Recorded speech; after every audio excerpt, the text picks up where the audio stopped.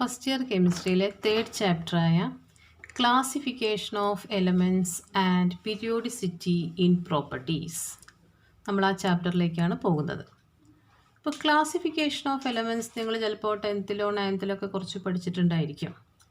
എലമെൻറ്റ്സിനെ classify ചെയ്യുന്നു and എലമെൻറ്റ്സിൻ്റെ properties, periodicity in properties. What you mean by periodicity? Periodicity എന്ന് പറഞ്ഞാൽ a property which repeated after certain regular intervals. Okay, regular ഇൻ്റർവെൽസിൽ repeated ആയി വരുന്ന പ്രോപ്പർട്ടീസിനാണ് നമ്മൾ പീരിയോഡിസിറ്റി ഇൻ പ്രോപ്പർട്ടീസ് എന്ന് പറയുന്നത്. അപ്പോൾ ഈ ഒരു ചാപ്റ്ററിൽ നമ്മൾ എങ്ങനെ എലമെൻസിനെ ക്ലാസിഫൈ ചെയ്യുന്നു എന്നും എലമെൻസിൻ്റെ പ്രോപ്പർട്ടീസിലുള്ള വേരിയേഷൻസ് എങ്ങനെയാണെന്നും ഡീറ്റെയിൽ ആയി പഠിക്കുകയാണ്. നിങ്ങളുടെ ഫസ്റ്റ് ഇയറേയും സെക്കൻഡ് ഇയറിൻ്റെയും കെമിസ്ട്രിയിൽ ക്ലാസിഫിക്കേഷൻ അതർവൈസ് എലമെൻസിനെ കുറിച്ച് ഡീറ്റെയിൽ ആയി പഠിക്കുന്ന ഒരു ചാപ്റ്റർ ഇത് മാത്രമേ ഉള്ളൂ. ഈ ഒരു ചാപ്റ്റർ പഠിച്ചു കഴിയുമ്പോഴേക്കും നമ്മൾ പീരിയോഡിക് ടേബിളിൻ്റെ എല്ലാ ഫീച്ചേഴ്സും മനസ്സിലാക്കി കഴിയണം. ഓക്കെ, അപ്പോൾ NCERT ടെക്സ്റ്റ് ബുക്കാണ്. ഞാനൊരു വാക്ക് നമ്മുടെ ടെക്സ്റ്റ് ബുക്കിനെ കുറിച്ച് പറയുകയാണ്. The each and every word in text book should be question അല്ലേ. നമ്മൾ NCERT ടെക്സ്റ്റ് ബുക്ക് നിങ്ങളുടെ ഈ എക്സാമുകൾക്കും നിങ്ങളുടെ ഇനി കഴിഞ്ഞ് വരുന്ന കോമ്പറ്റേറ്റീവ് എക്സാമുകൾക്കും എല്ലാമുള്ള ബേസിസ് നമ്മുടെ NCERT ടെസ്റ്റാണ്. ഫസ്റ്റ് ഇയറിന് ചിലപ്പോൾ വായിക്കുമ്പോൾ നിങ്ങൾക്ക് ടെസ്റ്റ് കുറച്ച് ബുദ്ധിമുട്ട് വരും, അതിന് നോട്ട്സും കൂടെ വായിക്കുക. എന്നാലും ടെസ്റ്റ് വായിക്കുന്ന ശീലം തുടക്കം മുതലേ ഉണ്ടാക്കിയെടുക്കുക. ഓക്കെ, അപ്പോൾ നമ്മൾ ക്ലാസിഫിക്കേഷനിലേക്ക് പോകട്ടെ. നമ്മൾ പീരിയോഡിക് ടേബിൾ, നമ്മൾ മോഡേൺ പീരിയോഡിക് ടേബിളിലേക്ക് നിങ്ങൾക്ക് അറിയാം. മോഡേൺ പീരിയോഡിക് ടേബിളിൽ എലമെൻസിനെ കുറിച്ച് ഇങ്ങനെ പഠിക്കുമ്പോൾ കുറച്ച് നമ്മൾ അതിൻ്റെ ഹിസ്റ്ററിക്ക് ഇങ്ങനെ പോവാണ്. പഴയ കാലത്ത് നമ്മൾ 1800 ആ കാലഘട്ടങ്ങളിലൊക്കെ നമ്മൾ നോക്കിക്കഴിഞ്ഞാൽ ഒരു 31 എലമെൻറ്റ്സ് മാത്രമേ അന്ന് ഒബ്സർവ് ചെയ്തിരുന്നുള്ളൂ. ആകെ ഒരു 31 എലമെൻറ്റ്സ് മാത്രം ഒബ്സർവ് ചെയ്തിരുന്ന കാലമായിരുന്നു. അതിനുശേഷം ഒരു 60-65 ഇയേഴ്സൊക്കെ കഴിഞ്ഞപ്പോൾ 1865 ആയിരിക്കും എലമെൻസിൻ്റെ എണ്ണം ഓൾമോസ്റ്റ് ഡബിളായിട്ട് മാറി. എത്ര എലമെൻറ്റ്സ് ആയിട്ട് മാറി? ഒരു 63 എലമെൻറ്റ്സ് ഒക്കെ ആയിട്ട് മാറി എന്നാണ് പറയുന്നത്. അറ്റ് പ്രസൻറ്റ് ഇപ്പോൾ എത്ര എലമെൻറ്റ്സ് ഉണ്ടെന്ന് പറയൂ? ഇപ്പോൾ ഓൾമോസ്റ്റ് 118 എലമെൻറ്റ്സിലാണ് നമ്മൾ അറ്റ് പ്രസൻറ്റ് നമ്മൾ ഒഫീഷ്യലി നമ്മൾ പഠിക്കുന്നത്. 118 എലമെൻറ്റ്സിനെ കുറിച്ചാണ്. ലാസ്റ്റ് 118 ഒക്കാനിസം എന്ന് നമ്മൾ പേര് കൊടുക്കുന്നു. IUPAC വക വേറെ പേര് നമ്മൾ ഒബ്സർവ് ചെയ്തിട്ടുണ്ട്. ആ ഒരു 118 എലമെൻറ്റ്സ് വരെ നിൽക്കുന്ന ഒരു പീരിയോഡിക് ടേബിളാണ് ഇപ്പോൾ നമുക്ക് സ്റ്റഡിക്ക് വേണ്ടി ആവശ്യമായിട്ട് വരുന്നത്. അപ്പോൾ ഇത്രയും എലമെൻറ്റ്സ് ഉള്ളപ്പോൾ അതിൽ റീസെൻ്റ്ലി ഡിസ്കവേർഡ് ആയ എലമെൻറ്റ്സ് ഒക്കെ മാൻമെയ്ഡ് എലമെൻറ്റ്സ് ആണെന്നൊക്കെ പറയാം. നമ്മളതിലൊക്കെ ഡീറ്റെയിലേക്ക് പിന്നെ പോകുന്നു. ഈ എലമെൻറ്റ്സിനെയൊക്കെ ഐഡൻറ്റിഫൈ ചെയ്ത് കഴിഞ്ഞപ്പോൾ സയൻറ്റിസ്റ്റുകൾ എലമെൻസിൻ്റെ സ്റ്റഡിങ് നടക്കുന്ന കൂടെ തന്നെ എങ്ങനെ എലമെൻസിനെ ക്ലാസിഫൈ ചെയ്യാമെന്നും കൂടെ പഠിക്കാൻ ശ്രമിച്ചു. അപ്പോൾ why do we need to classify elements ആണ് നമ്മൾ പറയുന്നത് അല്ലേ. എന്തിനു വേണ്ടിയിട്ട് ക്ലാസിഫൈ ചെയ്യുന്നു? ഏത് സ്റ്റഡിയും സിസ്റ്റമാറ്റിക് ആക്കി മാറ്റാൻ വേണ്ടിയിട്ട്. നമ്മളൊരു ലൈബ്രറിയിൽ പോയാൽ ലൈബ്രറിയിലെ ബുക്സുകൾ എല്ലാ ബുക്കും കൂടി ഒന്നിച്ചാണ് ഒരു ഷെൽഫിൽ അല്ല. നമ്മൾ ലൈബ്രറിയിൽ പോയ ഓരോരോ സെക്ഷൻസായിട്ട് ഓരോരോ വെറൈറ്റി ബുക്സുകൾ, ഓരോ കാറ്റഗറിയിലുള്ള ബുക്കുകൾ ഓരോ സെക്ഷനിലായി വയ്ക്കുന്നു. നിങ്ങൾ ഫ്രൂട്ട് ഷോപ്പിൽ പോയാൽ ഓരോ ഫ്രൂട്ട്സുകൾ ഓരോ പൊസിഷനിലായിട്ട് വയ്ക്കുന്നു. വെജിറ്റബിൾസ് അങ്ങനെ വയ്ക്കുന്നു, ഗ്രോസറീസ് അങ്ങനെ വയ്ക്കുന്നു. അപ്പോൾ ഏത് സ്ഥലത്ത് പോയാലും നമ്മൾ അവിടെ ഒരു ക്ലാസിഫിക്കേഷൻ ഒബ്സർവ് ചെയ്യുന്നുണ്ട്. ആ ക്ലാസിഫിക്കേഷൻ കൊണ്ട് നമുക്കതിനെക്കുറിച്ചുള്ള സ്റ്റഡി അല്ലെങ്കിൽ അതിനെക്കുറിച്ചുള്ള ഡീറ്റെയിൽസ് ഈസി ആയിട്ട് അക്സെപ്റ്റ് ചെയ്യാൻ സാധിക്കുന്നുണ്ട്. അതുതന്നെയാണ് ഇവിടെ ഉദ്ദേശിക്കുന്നത്. എലമെൻസിനെ ക്ലാസിഫൈ ചെയ്യുന്നത് അവയുടെ സിസ്റ്റമാറ്റിക് ആയ സ്റ്റഡിക്ക് വേണ്ടിയിട്ടും to make the study more easier എന്നും ഐഡൻറ്റിഫൈ ചെയ്യാം അല്ലേ. സ്റ്റഡി മോർ ഈസിയർ ആക്കി മാറ്റാൻ വേണ്ടിയിട്ടും സിസ്റ്റമാറ്റിക് ആക്കി മാറ്റാൻ വേണ്ടിയിട്ടുമാണ് ക്ലാസിഫൈ ചെയ്യുന്നത്. അപ്പോൾ കുറേ സയൻറ്റിസ്റ്റുകൾ ഈ ക്ലാസിഫിക്കേഷന് ഇങ്ങനെ ഇമ്പോർട്ടൻസ് കൊടുക്കുന്നുണ്ട്. ക്ലാസിഫിക്കേഷന് വേണ്ടിയിട്ടുള്ള ശ്രമങ്ങൾ നടത്തിയിട്ടുണ്ട്. അപ്പോൾ ആ സയൻറ്റിസ്റ്റുകൾ ആരൊക്കെയായിരുന്നു? എന്തൊക്കെ സ്റ്റഡീസാണ് അവർ നടത്തിയത്? ക്ലാസിഫിക്കേഷൻ ഓഫ് എലമെൻറ്റ്സ് നമ്മൾ ഇന്ന് പഠിക്കുന്ന നമുക്ക് എത്രയോ ഹെൽപ്ഫുള്ളായ ഈ പീരിയോഡിക് ടേബിൾ തന്നെയാണോ ആദ്യം നമ്മൾ ഐഡൻറ്റിഫൈ ചെയ്തത്, ആദ്യം നമ്മൾ കണ്ടിരുന്നത് എന്നുള്ള കാര്യങ്ങളൊക്കെയാണ് നമ്മൾ പഠിക്കുന്നത്. That is genesis of periodic classification. Periodic ക്ലാസിഫിക്കേഷൻ്റെ ഹിസ്റ്ററി ഓഫ് പീരിയോഡിക് ക്ലാസിഫിക്കേഷൻ. എങ്ങനെയാണ് പീരിയോഡിക് ക്ലാസിഫിക്കേഷൻ നമ്മൾ തുടങ്ങിയത്. പീരിയോഡിക് ക്ലാസിഫിക്കേഷൻ്റെ ഏർലി സ്റ്റഡീസ് എന്തൊക്കെയായിരുന്നു, അല്ലെങ്കിൽ പീരിയോഡിക് ടേബിളിൻ്റെ ഏർലി ഫോം എന്തൊക്കെയായിരുന്നു എന്നാണ് പഠിക്കാൻ പോകുന്നത്. നിങ്ങൾ പഠിച്ചതാണെന്ന് എനിക്ക് തോന്നുന്നുണ്ട്.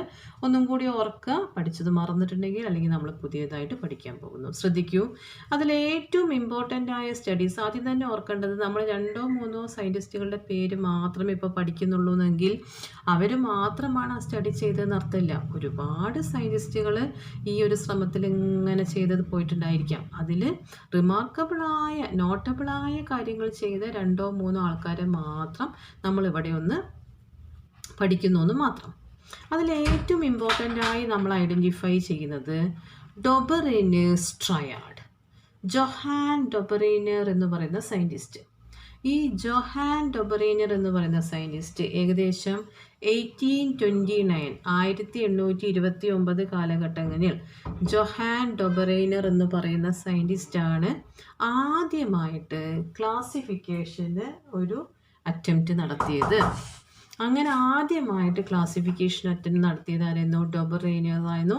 ഡൊബറൈനർ എന്ത് ചെയ്തു എന്ന് വെച്ചാൽ ട്രയാഡ്സ് പ്രിപ്പയർ ചെയ്യുകയാണ് ചെയ്തത്. What you mean by triads? Triads means a group of 3 elements ഉള്ള ഒരു ഗ്രൂപ്പാക്കി മാറ്റി. അന്ന് ഒബ്സർവ് ചെയ്തിരുന്ന എലമെൻസിൽ നിന്ന് എലമെൻസിനെ 3 എലമെൻസ് ഉള്ള ഗ്രൂപ്പുകളാക്കി മാറ്റിയതാണ്. 3 എലമെൻസ് ഉള്ള ഗ്രൂപ്പ് ട്രയാഡാക്കി മാറ്റി. അങ്ങനെ ട്രയാഡാക്കി മാറ്റുന്ന എലമെൻസിൻ്റെ ഒരു പ്രത്യേകത എന്തായിരുന്നു? The atomic weight of the middle element was the average atomic weight of the other 2 elements. മനസ്സിലായോ? ഒരു കാര്യം കൂടി പറയുന്നു. ഈ സ്റ്റഡികൾ നടന്നിരുന്ന കാലത്ത് സ്ട്രക്ചർ ഓഫ് ആറ്റം എന്ന് പറയുന്ന സ്റ്റഡി തുടങ്ങിയിട്ടില്ല, അല്ലെങ്കിൽ സ്ട്രക്ചർ ഓഫ് ആറ്റം എന്ന് പറയുന്ന സ്റ്റഡി അത്ര ഡെവലപ്ഡ് അല്ല. അതുകൊണ്ട് നമ്മൾ പറയുന്ന എല്ലാ സ്ഥലത്തും ആറ്റോമിക് വെയ്റ്റിനെയാണ് പ്രിഫറൻസ് കൊടുക്കുന്നത്. ആറ്റോമിക് നമ്പർ എന്ന് പറയുന്നതും ഇലക്ട്രോൺസ് എന്ന് പറയുന്ന കൺസെപ്റ്റിലേക്കൊന്നും എത്തിയിട്ടില്ല. അപ്പോൾ ഇവിടെ പറഞ്ഞത് എലമെൻസിനെ 3 എലമെൻസ് ഉള്ള ഗ്രൂപ്പുകളാക്കി മാറ്റി. നിങ്ങൾ നോക്കൂ, ഒരു എക്സാമ്പിൾ എന്തൊക്കെയാണ്? Lithium, sodium, potassium. Lithium, sodium, potassium എന്ന് പറയുന്ന 3 എലമെൻസ് ഉള്ള ഒരു ട്രയാഡാക്കി മാറ്റി കഴിഞ്ഞാൽ അതിൽ സോഡിയത്തിൻ്റെ ആറ്റോമിക് നമ്പർ ഐഡൻറ്റിഫൈ ചെയ്യാൻ മനസ്സിലാക്കാൻ എന്ത് ചെയ്താൽ മതി? ലിഥിയത്തിൻ്റെയും പൊട്ടാസ്യത്തിൻ്റെയും ആറ്റോമിക് വെയ്റ്റ്, ലിഥിയത്തിൻ്റെയും പൊട്ടാസ്യത്തിൻ്റെയും ആറ്റോമിക് വെയ്റ്റിൻ്റെ ആവറേജ് എടുത്ത് നോക്കുക. അപ്പോൾ ലിഥിയത്തിൻ്റെ 7ഉം പൊട്ടാസ്യത്തിൻ്റെ 39ഉം ആണെങ്കിൽ സോഡിയത്തിന് എന്ത് കിട്ടി? 23. അത് തന്നെയാണ് സോഡിയത്തിൻ്റെ ആറ്റോമിക് വെയ്റ്റ്. അപ്പോൾ ആ റൂൾ അവിടെ ഒബേ ചെയ്യുന്നുണ്ടെന്ന് കണ്ടു. ഒരു എക്സാമ്പിളും കൂടി നോക്കി. അടുത്താരായിരുന്നു? Chlorine, bromine, iodine. Chlorine is 35.5, iodine is 127. Then the atomic weight of bromine should be the average atomic weight of chlorine and iodine, that is 81.25. It is approximately equal to the atomic weight of bromine, that is 80. Okay. Then one more example, that is calcium, strontium, barium. Calcium atomic weight 40, barium it is 137. Then the atomic weight of strontium will be 88.5 from our calculation, but the actual value is 88. It is approximately equal. അപ്പോൾ ഇങ്ങനെ ഈ 3 ഗ്രൂപ്പിനെ observe ചെയ്തു. ഈ 3 ഗ്രൂപ്പും ഈ law obey ചെയ്തു. ഈ ലോ ഓഫ് ട്രയാഡ്സ് എന്നുള്ള പേരിൽ ഈ ലോ ഒബ്സർവ് ചെയ്തു. എന്തായിരുന്നു പേര് പറയൂ? Law of triads. Ready? Law of triads കൂടെ 9 എലമെൻസിന് അദ്ദേഹം ഇങ്ങനെ അറേഞ്ച് ചെയ്തു. ഇങ്ങനെ ഒരു ക്ലാസിഫിക്കേഷൻ കൊടുത്തു. പക്ഷേ this classification is limited to only these elements. കൂടുതൽ എലമെൻസിനെ ഈ രൂപത്തിൽ ക്ലാസിഫൈ ചെയ്യാൻ അദ്ദേഹത്തിന് സാധിച്ചില്ല. അപ്പോൾ ജൊഹാൻ ഡൊബറൈനറിൻ്റെ ട്രയാഡ് വളരെ ലിമിറ്റഡ്. നമ്മളൊരു ക്ലാസിഫിക്കേഷൻ അല്ലെങ്കിൽ നമ്മളൊരു ക്ലാസിഫിക്കേഷൻ അത് ഏറ്റവും വാലിഡായിട്ട് മാറുക എന്താണ്? ആ സമയത്ത് ഒബ്സർവ് ചെയ്ത എല്ലാ എലമെൻസിനെയും ആ ഒരു ക്ലാസിഫിക്കേഷനിൽ ഉൾപ്പെടുത്താൻ സാധിക്കണ്ടേ? പക്ഷേ വളരെ കുറച്ച് എലമെൻസിനെ മാത്രമേ ഈ ഒരു ക്ലാസിഫിക്കേഷനിൽ ഇൻക്ലൂഡ് ചെയ്യാൻ സാധിച്ചുള്ളൂ എന്ന് പറഞ്ഞപ്പോൾ അതിനത്രയും ഇമ്പോർട്ടൻസ് കിട്ടിയില്ല. എന്നാലും ക്ലാസിഫിക്കേഷൻ ഓഫ് എലമെൻറ്റ്സ് എന്നുള്ളതിൽ ഒരു നോട്ടബിളായ ഒരു സ്റ്റെപ്പ് എടുത്ത ആൾ തന്നെയാണ് ആര്? Johan Döbereiner. ക്ലിയർ ആയോ? ട്രയാഡിന് ആ റൂളിന് എന്ത് പറഞ്ഞു? ലോ ഓഫ് ട്രയാഡ്സ് നമ്മൾ ഒബ്സർവ് ചെയ്യുകയും ചെയ്തു. അപ്പോൾ ഏകദേശം 1829 കാലഘട്ടത്തിലാണല്ലേ. ഓക്കെ, നെക്സ്റ്റ് അടുത്ത് നമ്മൾ ഒബ്സർവ് ചെയ്ത ആൾ ഒരു ഫ്രഞ്ച് സയൻറ്റിസ്റ്റ് ആയിരുന്നു A E B ഡിഷാൻ Courtois. French പേരാണ് A E B ഡിഷാൻ Courtois in 1862. 29 ശേഷം പിന്നെ വന്നത് 62ലാണ്. അത്ര ഒരു ഒബ്സർവബിളായ ഒരു ക്ലാസിഫിക്കേഷൻ ആയിരുന്നില്ല. പല ടെക്സ്റ്റ് ബുക്കിലും നിങ്ങൾ ഈ പേര് തന്നെ കാണില്ല. നമ്മൾ കെമിസ്ട്രിയുടെ വേറെ ചില ടെക്സ്റ്റ് ബുക്കുകൾ നോക്കിയാൽ ചിലപ്പോൾ ഈ പേര് തന്നെ അവിടെ നോട്ട് ചെയ്തിട്ടില്ല. പക്ഷേ NCERT പറയുന്നുണ്ട്, അതുകൊണ്ട് നമ്മൾ പഠിക്കുന്നുണ്ട്. ഈ ഡിഷാൻ കോർട്ടോയ്സ് എന്താ ചെയ്തത്? എലമെൻസിൻ്റെ ആറ്റോമിക് വെയ്റ്റിൻ്റെ ഇൻക്രീസിങ് ഓർഡറിൽ ഒരു സിലിണ്ട്രിക്കൽ ടേബിൾ ഓഫ് എലമെൻസിൻ്റെ ഒരു സിലിണ്ട്രിക്കൽ ടേബിൾ ഉണ്ടാക്കിയതിന് ശേഷം അതിൽ എലമെൻസിന് ഇങ്ങനെ ഡിസ്പ്ലേ ചെയ്തു. അവിടെയും ആറ്റോമിക് വെയ്റ്റ് ആണ്. ആറ്റോമിക് വെയ്റ്റിൻ്റെ ഇൻക്രീസിങ് ഓർഡറിൽ ഒരു സിലിണ്ട്രിക്കൽ ടേബിളായിട്ട് എലമെൻസിനെ ഡിസ്പ്ലേ ചെയ്യാനാണ് ഈ ഫ്രഞ്ച് സയൻറ്റിസ്റ്റ് ശ്രമിച്ചത്. അത്രയും ഒരു അറ്റൻഷനോ അല്ലെങ്കിൽ അത്രയും ഒരു വാല്യുബിളായ ഒരു ക്ലാസിഫിക്കേഷനായിട്ട് നോട്ട് ചെയ്തില്ല. എന്നാലും ആ കാലഘട്ടത്തിൽ അത് കുറച്ചു കാലം നമ്മൾ യൂസ് ചെയ്തതായിട്ട് അത് നമ്മൾ ഒബ്സർവ് ചെയ്തു. അതിനുശേഷം ആൻ ഇംഗ്ലീഷ് കെമിസ്റ്റ് നിങ്ങൾ കേട്ടിട്ടുണ്ടായിരിക്കും, that is Newlands. John Newlands ആണ്. Newlands law of octaves in 1866. 1866 Newlands ആണ് ലോ ഓഫ് ഒക്ടേവ്സ് കൊണ്ടുവന്നത്. ലോ ഓഫ് ഒക്ടേവ്സ് എന്തായിരുന്നു?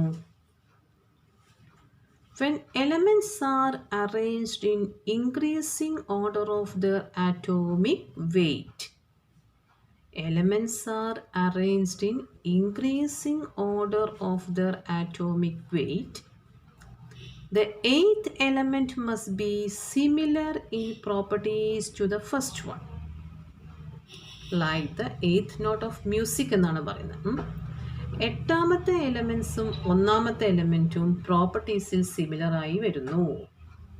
ഒരു വാല്യുബിളായ ഒരു ക്ലാസിഫിക്കേഷനായിരുന്നു. ഡേവി മെഡൽ പ്രൈസ് കൊടുത്തു. അത് നല്ല അപ്രിസിയേഷൻ കിട്ടിയ ഒരു ക്ലാസിഫിക്കേഷനായിരുന്നു. അത് നമ്മളിങ്ങനെ ഡിസ്പ്ലേ ചെയ്യുമ്പോൾ നോക്കൂ, ആ ഒരു സെക്കൻഡ് പീരീഡ് നമ്മളിങ്ങനെ എഴുതിയത് lithium, beryllium, boron, carbon, nitrogen, oxygen, fluorine. ഒരാളവിടെ കാണാനില്ലല്ലോ, ആരായിരുന്നു? നിയോൺ. അന്ന് നോബിൾ ഗ്യാസസ് ഒബ്സർവ് ചെയ്തിട്ടില്ല. അപ്പോൾ ഫ്ലൂറിൻ കഴിഞ്ഞിട്ട് പിന്നെ ആരാ വരുന്നത്? Sodium, magnesium, aluminium, silicon, phosphorus, sulphur, chlorine, potassium, calcium. ഇത്രയും എലമെൻറ്റ്സ് ആറ്റോമിക് നമ്പർ 3 to ഇപ്പോൾ നമുക്ക് പറയാം, ആറ്റോമിക് നമ്പർ നമുക്കറിയാം. Atomic number 3 to atomic number 20 വരെയുള്ള എലമെൻറ്റ്സ് ആണ്. പക്ഷെ അതിലൊക്കെ ചില നോബിൾ ഗ്യാസസ് ഇല്ല. ഇങ്ങനെയുള്ള ഈ എലമെൻസിനെ ഈ രൂപത്തിലായിരുന്നു അന്ന് എലമെൻറ്റ്സ് ഒബ്സർവ് ചെയ്തത്. അപ്പോൾ അന്നുള്ള എലമെൻസിനെ ഇൻക്രീസിങ് ആറ്റോമിക് വെയ്റ്റിൽ നമ്മളിങ്ങനെ അറേഞ്ച് ചെയ്തപ്പോൾ lithium should be resemble with sodium. ലിഥിയത്തിൻ്റെ പ്രോപ്പർട്ടിയും സോഡിയത്തിൻ്റെ പ്രോപ്പർട്ടിയും സിമിലർ ആയിരുന്നു. ബെറിലിയത്തിൻ്റെ പ്രോപ്പർട്ടിയും മഗ്നീഷ്യത്തിൻ്റെ പ്രോപ്പർട്ടിയും സിമിലർ ആയിരുന്നു. കാർബണിൻ്റെ പ്രോപ്പർട്ടിയും സിലിക്കൻ്റെ പ്രോപ്പർട്ടിയും സിമിലർ ആയിരുന്നു. ഫ്ലൂറിനെയും ക്ലോറിനെയും സിമിലർ ആയിരുന്നു. Sodium, potassium similarly magnesium, calcium. ഇങ്ങനെ ഒന്നാമത്തെ മെമ്പറും എട്ടാമത്തെ മെമ്പറും സിമിലർ ഇൻ പ്രോപ്പർട്ടീസ്. ശരിയായോ? അതായത് ലോ ഓഫ് ഒക്ടേവ്സ്. മ്യൂസിക് പോലെയാന്ന് പറഞ്ഞതിന് അർത്ഥം മനസ്സിലായോ? എന്താണ് മ്യൂസിക് പോലെയെന്ന് പറഞ്ഞത്? സരിഗമ പറയുമ്പം 7 നോട്ട് കഴിഞ്ഞാൽ വീണ്ടും എന്ത് തന്നെയാണ് വരുന്നത്? സ എന്ന് തന്നെയാണ് വരുന്നത്. അതേപോലെയാണ് നമ്മളിവിടെയും അറേഞ്ച് ചെയ്തിരിക്കുന്നത്. അപ്പോൾ ഈ ക്ലാസിഫിക്കേഷന് കുറേ മെറിറ്റ്സുകളൊക്കെ പറഞ്ഞു. ഏകദേശം കാൽസ്യം വരെയുള്ള എലമെൻസിനൊക്കെ അറേഞ്ച് ചെയ്തു എന്ന് പറഞ്ഞു. പക്ഷേ ഇതിൻ്റെ ഡീമെറിറ്റ് എന്ന് പറഞ്ഞാലും അത് തന്നെയായിരുന്നു. എന്തായിരുന്നു? The classification is obeyed up to calcium only. Calcium വരെയുള്ള എലമെൻസിന് മാത്രമേ ഈ ക്ലാസിഫിക്കേഷൻ പ്രോബബിളായി മാറിയുള്ളൂ. കാൽസ്യം കഴിഞ്ഞിട്ടുള്ള എലമെൻറ്റ്സ് വന്നപ്പോൾ ക്ലാസിഫിക്കേഷൻ വേരി ചെയ്തു. കാൽസ്യം കഴിഞ്ഞ് വരുന്നത് ആരായിരുന്നു? നോബിൾ ഗ്യാസസ് ആയിരുന്നു അല്ലേ? നോബിൾ ഗ്യാസസ് വന്നപ്പോൾ കാൽസ്യം കഴിഞ്ഞിട്ട് വരുന്ന ട്രാൻസിഷൻ എലമെൻറ്റ്സ് വന്നപ്പോൾ ട്രാൻസിഷൻ എലമെൻറ്റ്സിൽ ഇത് ഒബേ ചെയ്യുന്നില്ല. പിന്നെ നോബിൾ ഗ്യാസിനെ ഒബ്സർവ് ചെയ്തപ്പോൾ inert gases or Noble gases, inert gases അല്ലെങ്കിൽ നോബിൾ ഗ്യാസിനെ ഒബ്സർവ് ചെയ്തപ്പോഴോ അവിടെയും ഇത് ഒബേ ചെയ്യുന്നില്ല. അപ്പോൾ അതൊന്നും ഇല്ലാതെ കുറച്ച് എലമെൻസിനെ ക്ലാസിഫൈ ചെയ്തു. പക്ഷെ ഒരു റിപ്പീറ്റഡ് പാറ്റേൺ അവിടെ അങ്ങനെ ഒബ്സർവ് ചെയ്യാൻ സാധിച്ചു എന്നുള്ളതാണ് ന്യൂലാൻഡ്സിൻ്റെ ഒരു ഗുണം. അപ്പം ന്യൂലാൻഡ്സിൻ്റെ ലോ ഓഫ് ഒക്ടേവ്സ് എന്ന് പറയുന്നത് നമ്മൾ ആ രൂപത്തിൽ ഒബ്സർവ് ചെയ്തു 1866 കാലഘട്ടത്തിൽ. ഓക്കെ, ഇപ്പോൾ ലിമിറ്റേഷൻസ് ഞാൻ പറഞ്ഞ ലിമിറ്റേഷൻസ് തന്നെയാണ്. എന്തൊക്കെയായിരുന്നു ശ്രദ്ധിക്കൂ. എന്തൊക്കെയാണ്? This classification was successful up to calcium only. Calcium വരെ മാത്രം ക്ലാസിഫിക്കേഷൻ സക്സസ് ആയുള്ളൂ. When noble gases were discovered this table is disturb. Noble gas വന്നപ്പോഴേക്കും ടേബിളിൻ്റെ രൂപമൊക്കെ മാറി. എങ്ങനെയായാലും എട്ടാമത്തെ ആളെ റെഡിയാക്കാൻ പറ്റുന്നില്ല. 8ഉം 1ഉം തമ്മിൽ ഒരു റിസംബിൾസും ഇല്ലാതെയായി. ഓക്കെ, ഇനി അപ്പോൾ ഇങ്ങനെയുള്ള 2-3 സയൻറ്റിസ്റ്റുകളുടെ സ്റ്റഡിയൊക്കെ കഴിഞ്ഞ് കഴിഞ്ഞപ്പോൾ പിന്നെയാണ് ഏറ്റവും ഇമ്പോർട്ടൻ്റായ സ്റ്റഡീസിലേക്ക് പോകുന്നത്. 2 സയൻറ്റിസ്റ്റുകൾ ഓൾമോസ്റ്റ് ഇൻ ഈക്വൽ ടൈം, ഏകദേശം ഒരേ സമയത്ത് തന്നെയാണ് 2 സയൻറ്റിസ്റ്റുകളുടെ സ്റ്റഡി നടക്കുന്നത്. ഒന്ന് ലോഥർ മേയർ എന്ന് പറയുന്ന ഒരു സയൻറ്റിസ്റ്റാണ്. രണ്ടാമത്തെ ആരാണ്? The well known Dmitry Ivanovich Mendeleev. ഈ 2 സയൻറ്റിസ്റ്റും ഏകദേശം ഒരേ സമയത്ത് പീരിയോഡിക് ടേബിളിനെ കുറിച്ച് വളരെ വാല്യുബിളായ ക്ലാസിഫിക്കേഷൻ ചെയ്തു. അപ്പം ലോഥർ മേയർ എന്ന് പറയുന്ന സയൻറ്റിസ്റ്റ് ചെയ്തതിനെ നമുക്ക് ആറ്റോമിക് വോളിയം കർവ് എന്ന് പറയാം. 1869 ആറ്റോമിക് വോളിയം കർവ് എന്ന് പറഞ്ഞൊരു ഗ്രാഫായിട്ടാണ്. ഒരു ഗ്രാഫ് ഞാനിവിടെ കൊടുത്തിട്ടുണ്ട്, നിങ്ങൾ കാണുന്നുണ്ടെന്ന് കരുതുന്നു. Atomic volume curve. Atomic volume കർവിൽ എന്താ അദ്ദേഹം ചെയ്തത്? 2 ആക്സിസ് അല്ലേ? ഒരു ആക്സിസിൽ ആറ്റോമിക് വെയ്റ്റ് ഒരു ആക്സിസിലും മറ്റൊരു ആക്സിസിൽ മെൽറ്റിംഗ് പോയിൻ്റ് അല്ലെങ്കിൽ ബോയിലിംഗ് പോയിൻ്റ് അല്ലെങ്കിൽ ആറ്റോമിക് വോളിയം അങ്ങനെയുള്ള ഏതെങ്കിലും ഒരു പ്രോപ്പർട്ടി മറ്റേ ആക്സിസിലും കൊടുത്തതിന് ശേഷം കർവ് പ്ലോട്ട് ചെയ്ത് നോക്കിയപ്പോൾ the elements with similar properties occupy at the similar positions in the graph. എന്താ ഞാൻ പറഞ്ഞത്? Elements with similar properties. Elements with similar properties occupy similar positions in the curve. ഒരേ പ്രോപ്പർട്ടീസ് ഉള്ള എലമെൻറ്റ്സ് കർവിൽ ഒരേ positions occupy ചെയ്യുന്നതായിട്ട് കാണാം. നോക്കൂ, lithium, sodium, potassium, rubidium, caesium എന്ന് പറയുന്ന എലമെൻറ്റ്സ് എല്ലാം ഇതിൻ്റെ ഹയസ്റ്റ് പീക്കിലായിട്ട് ഇങ്ങനെ കണ്ടു. ഇതിനെല്ലാം ഒരേ പ്രോപ്പർട്ടിയാണ് നമ്മൾ ഒബ്സർവ് ചെയ്യുന്നുണ്ട്. ഇതേപോലെ ഫ്ലൂറിൻ, ക്ലോറിൻ, ബ്രോമിൻ, അയഡിൻ എന്നുള്ളതിന് നമുക്ക് വേറൊരു പൊസിഷൻ നോക്കിയാൽ അവിടെയും കാണാം.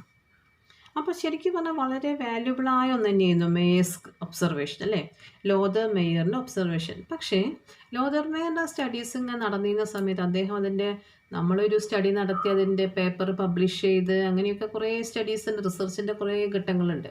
അപ്പോൾ ലോഥർ മേയർ അതിൻ്റെ സ്റ്റഡീസ് ഇങ്ങനെ നടത്തിയിരുന്ന സമയത്ത് തന്നെയായിരുന്നു ദ റഷ്യൻ സയൻറ്റിസ്റ്റ് അല്ലേ. റഷ്യൻ സയൻറ്റിസ്റ്റ് ആരാണ്? മെൻഡലീഫ്, ഡിമിട്രി ഇവാനോവിച്ച് മെൻഡലീഫ് എന്ന് പറഞ്ഞ സയൻറ്റിസ്റ്റ്. സെൻറ്റ് പീറ്റേഴ്സ്ബർഗിൽ നിന്നുള്ള മെൻഡലീഫ് എന്ന് പറയുന്ന സയൻറ്റിസ്റ്റ് വളരെ വാല്യുബിളായ ഇൻഫർമേഷൻസും കൊണ്ട് അദ്ദേഹത്തിൻ്റെ സ്റ്റഡീസും ഡെവലപ്പ് ചെയ്തു. അപ്പം മെൻഡലീവ്സിൻ്റെ സ്റ്റഡീസിൻ്റെ ഇടയിൽ ലോഥർ മേയേഴ്സിൻ്റെ സ്റ്റഡീസ് അത്ര ഒരു ഇമ്പോർട്ടൻസ് കിട്ടിയില്ല എന്നേ ഉള്ളൂ. ലോഥർ മേയർ ചെയ്തതും വളരെ ആപ്റ്റായി തന്നെയായിരുന്നു എന്ന് പറയുന്നു.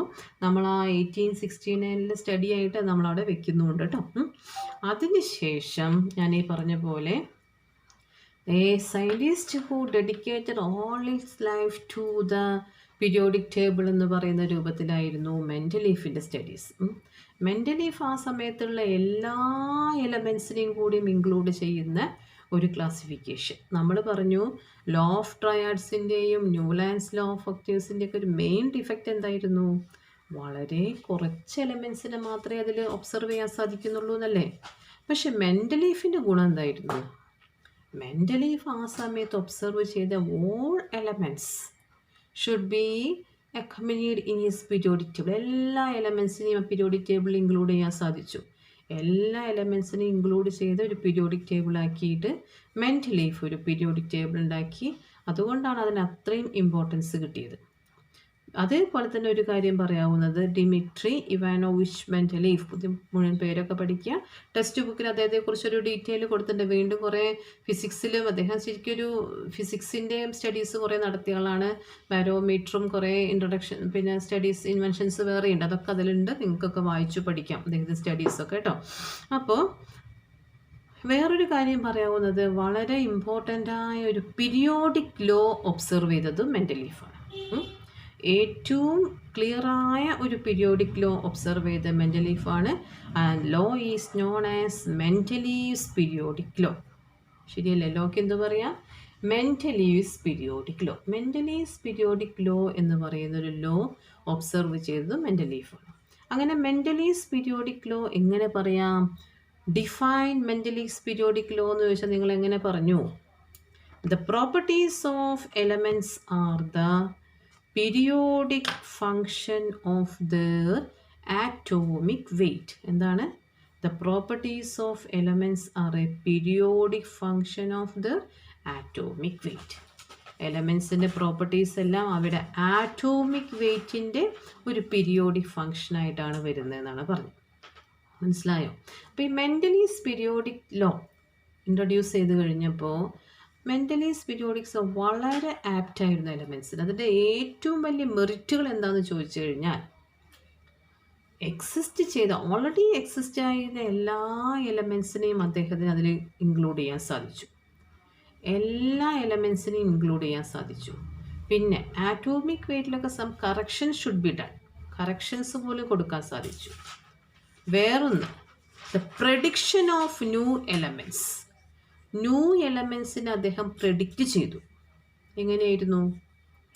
അലൂമിനിയം കഴിഞ്ഞിട്ടും സിലിക്കൺ കഴിഞ്ഞിട്ടുള്ള സ്പേസിലൊക്കെ എലമെൻറ്റ്സ് ഉണ്ടായിരുന്നില്ല. അദ്ദേഹം പീരിയോഡിക് ടേബിൾ ഇങ്ങനെ ഉണ്ടാക്കിയപ്പോൾ അലൂമിനിയം കഴിഞ്ഞിട്ടുള്ള സ്പേസിലുള്ള ഒരു എലമെൻറ്റ് അന്ന് ഒബ്സർവ് ചെയ്ത എലമെൻറ്റ്സിലൊന്നുമില്ല. അദ്ദേഹം അവിടെ ഒരു ഗ്യാപ്പ് കൊടുത്തിട്ട് അവിടെ എക്കാ അലൂമിനിയം എന്ന് കൊടുത്തു. EKA, എക്ക, നെക്സ്റ്റ് എന്നാണ് അർത്ഥം. സംസ്കൃത വേടാന്നൊക്കെ പറയുന്നു. നെക്സ്റ്റ് എന്ന് പറഞ്ഞാൽ അലൂമിനിയം കഴിഞ്ഞ് വരേണ്ട ഒരാളാണെന്നുള്ള രൂപത്തിൽ ആ ഒരു സ്പേസിന് അവിടെ എക്ക അലൂമിനിയം എന്ന് കൊടുത്തു. എക്ക സിലിക്കൺ എന്നും കൊടുത്തു. പിന്നെ കുറേ കാലം കഴിഞ്ഞ് ഗാലിയം എന്ന് പറയുന്ന എലമെൻ്റ് ഒബ്സർവ് ചെയ്തപ്പോൾ ആ എലമെൻ്റ് എക്ക അലൂമിനിയം എന്ന് പറഞ്ഞ ആ സ്പേസിലേക്ക് വളരെ ആപ്റ്റായിരുന്നു. അപ്പം അത്രയും പ്രഡിക്ഷൻ, ദീർഘദൃഷ്ടിയാൽ അത്രയും അദ്ദേഹത്തിന് അൺനോൺ എലമെൻസിനെ പോലും കറക്റ്റായിട്ട് പ്രഡിക്റ്റ് ചെയ്യാൻ സാധിച്ചു എന്നുള്ളത് മെൻഡലീവ്സിൻ്റെ വളരെ വലിയൊരു മെറിറ്റായിട്ട് നമുക്ക് ഒബ്സർവ് ചെയ്യാൻ സാധിക്കും. അപ്പോൾ ഏറ്റവും വലിയൊരു മെറിറ്റ് എല്ലാ എലമെൻസിനെയും ഇൻക്ലൂഡ് ചെയ്തു. ഇന്നത്തെ പോലെ തന്നെ പീരീഡ്സ് ആയിട്ടും ഗ്രൂപ്പ്സ് ആയിട്ടും അദ്ദേഹം ക്ലാസിഫൈ ചെയ്തു. രണ്ടാമതായിട്ട് ഒബ്സർവ് ചെയ്യുന്നത് അൺനോൺ എലമെൻസിനെ കൂടി ഒബ്സർവ് ചെയ്യാൻ സാധിച്ചു എന്നൊക്കെയാണ്. ഇനിയിപ്പോൾ ഡീമെറിറ്റ്സ് വേണമെങ്കിൽ പറയാം. ഡീമെറിറ്റ്സ് എന്തൊക്കെയായിരിക്കാം? ഡീമെറിറ്റ്സിൽ ഏറ്റവും പ്രധാനപ്പെട്ട ഒരു കാര്യം പൊസിഷൻ ഓഫ് ഹൈഡ്രജനാണ്. ഹൈഡ്രജൻ്റെ പൊസിഷൻ കൃത്യമായിട്ട് അദ്ദേഹത്തിന് പ്രൊഡിക്റ്റ് ചെയ്യാൻ സാധിച്ചില്ല. ഹൈഡ്രജൻ്റെ പൊസിഷൻ പ്രൊഡിക്റ്റ് ചെയ്തതിൽ പിന്നെ അതിപ്പോഴും നമ്മൾ മോഡേൺ പീരിയോഡിക് ടേബിളിലും അതിങ്ങനെ ഒരു കൺഫ്യൂസിങ് ആയ കാര്യം തന്നെയാണ്. Prediction of position of hydrogen എന്നുള്ളൊരു കാര്യം. പിന്നെ വേറൊന്ന്, ചില ഐസോട്ടോപ്പുകൾ ഒരേ എലമെൻസിൻ്റെ ഐസോട്ടോപ്പുകളായിട്ട് അല്ലെങ്കിൽ ആറ്റോമിക് വെയ്റ്റുമായിട്ട് അറേഞ്ച് ചെയ്തപ്പോഴൊക്കെ ചെറിയ ഗ്രൂപ്പിങ്ങിലൊക്കെ ചെറിയ ചെറിയ വേരിയേഷൻസ് ഒക്കെ വന്നിട്ടുണ്ട്. എന്നാലും മെറിറ്റ്സ് വെച്ച് നോക്കുമ്പോൾ ഡീമെറിറ്റ്സ് എത്രയോ ചെറുതാണ്. അപ്പോൾ മോഡേൺ പീരിയോഡിക് ടേബിൾ എത്തുന്ന വരെ വളരെ കാലത്തോളം നമ്മൾ യൂസ് ചെയ്തിരുന്നത് ഏതന്നെയായിരുന്നു? മെൻഡലീവ്സ് പീരിയോഡിക് ടേബിൾ തന്നെയായിരുന്നു. ഈ ഡിമിട്രി ഇവാനോവിച്ച് മെൻഡലീവിൻ്റെ പീരിയോഡിക് ടേബിൾ വളരെ സിസ്റ്റമാറ്റിക്കായ ഒരു പീരിയോഡിക് ലോ ആദ്യമായി ഇൻട്രൊഡ്യൂസ് ചെയ്യാൻ സാധിച്ചതും അദ്ദേഹത്തിന്. ഓക്കെ, നമ്മൾ ഫസ്റ്റ് ക്ലാസ്സിൽ ഇപ്പോൾ ഞാൻ ഇത്രേ പറയുന്നുള്ളൂ. ബാക്കി നമുക്ക് അടുത്ത ക്ലാസ്സിൽ ഡീറ്റെയിൽ ആയിട്ട് പോകാം. Okay, thank you.